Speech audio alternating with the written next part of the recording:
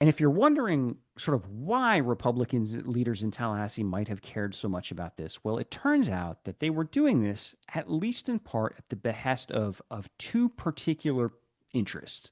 Ken Griffin, the billionaire hedge fund manager, the guy behind Citadel, a guy with a net worth of roughly $50 billion. I believe he is technically the second wealthiest person in Florida at this point, and by far the largest campaign contributor. More on that in a second.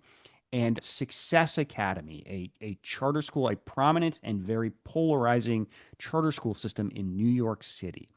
Records that I got through a public records request. So a bunch of emails show that lobbyists for Ken Griffin and Success Academy were engaged in an extensive behind-the-scenes lobbying campaign for this Schools of Hope privatization legislation. Um, just to give you an example, so these records show, for instance, that lobbyists for Griffin and Success Academy worked with Jennifer Kennedy, one of the most powerful legislators in the state house.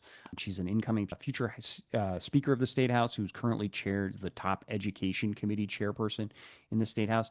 They worked with her on this legislation. They also arranged meetings with Senate President Ben Albritton to discuss this proposal, and then worked with some of his top policy advisors on it.